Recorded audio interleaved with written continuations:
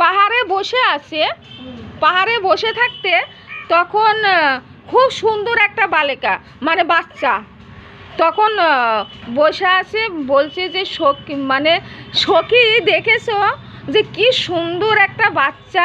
তখন বলল কি যে ঈশ্বর তুমি তোমার নিজের রূপকেই তুমি আস্বাদন করতে পারছো না যে তুমি এত রূপ, মানে ওই বসে আছে মানে আর একটা রূপ নিয়ে।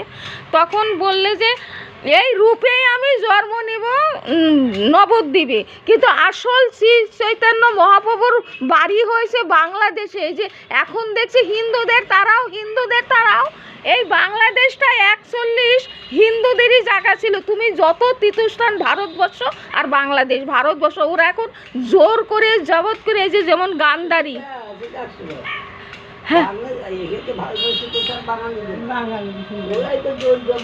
জোর জগৎ করে বাইরে থেকে এসে এখন ওরা অনেক ধর্মই করছে, অনেক বাংলাদেশে এই যে এত বড় ঢাকেশ্বরী, এত বড় এখানে তো এই ভারতেরই তো একটা অংশ বলো।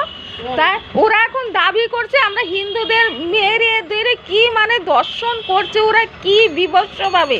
নারীকে তোরও একটা মা, তোরও একটা নারীর মায়ের কোনোদিন জাত হয় না, তাকে তোরা ধ্বংস করছিস, কেটে মেরে তাকে করে বিভৎস করে মানে করে তাকে ভিডিও করে পাঠিয়ে দিয়েছে। এই যে আফগানিস্তান গান্ধারীর জায়গা, গান্ধারী ওখানে থাকতো, কিন্তু ওরা দাবি করে যে বাংলাদেশ আমাদের যে হচ্ছে মৌলবাদী বেশি, ওই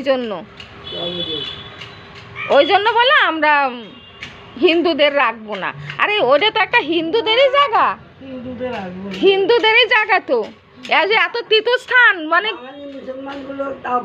তাও ভালো, বাঙালির শিক্ষিত গুলো ভালো, যেগুলো হচ্ছে পাকিস্তানি রাজাকার বিহারি মুসলিম এইগুলো হচ্ছে সাংঘাতিক। ওরে বাবা বিহারি সেই মুসলিম সাংঘাতিক, আর পাকিস্তানের রাজাকার এই যে বাংলাদেশে দখল করে বসে আছে শেখ হাসিনাকে তাড়িয়ে দখল করে,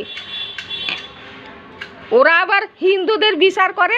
আবার হিন্দুদের আমাদের মন্দিরে শোনো দিদা, একটা জায়গায় মসজিদ দেখলেও আমরা মসজিদকেও প্রণাম করি, সত্যি কথা আমরা মসজিদ আমাদের ভিতরে। আর ওরা কি করে নিজেদের জাত নিয়ে নিজেদের মন্দির ভেতরে যাচ্ছে না হিন্দুরা, আমরা কত যাই মুসলমানরা যে করে একটু জল টল দেয় হ্যাঁ ও পীর বাবার কাছে যাচ্ছে না, হ্যাঁ বিশ্বাস করছি আমার ঈশ্বর, আমি একটা কথা আজকে বলে রাখছি। আমি একদিন শুক্রবারে স্বপ্নে দেখেছি দিদা, তুমি বিশ্বাস করবে না, দুপুরবেলা সাদা দাড়ি সাদা টুপি, কিন্তু কয়েকটা মহিলাগুলো খুব সুন্দর গাড়ি থেকে নামছে, একদম ফর্সা ধবধব সাদা টুপি সাদা দাড়ি, দুপুরবেলা এই 1 বছর আগেই আমি দেখেছি।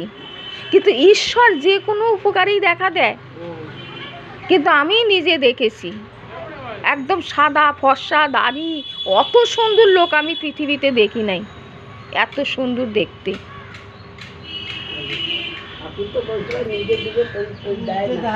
আর ওরা কি বলে যে কি আমাদের হযরত মুহাম্মদকে নিয়ে কটূক্তি করেছে।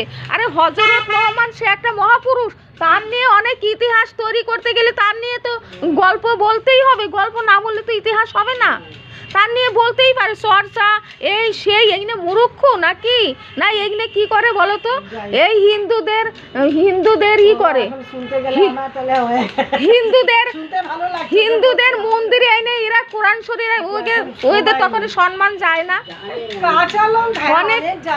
অনেক সম্মান যায় না।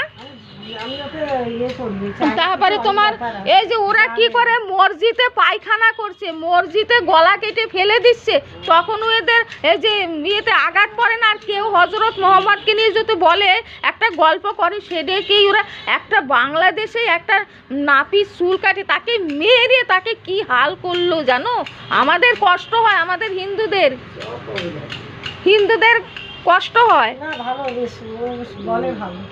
হ্যাঁ সেটাই আমার হ্যাঁ।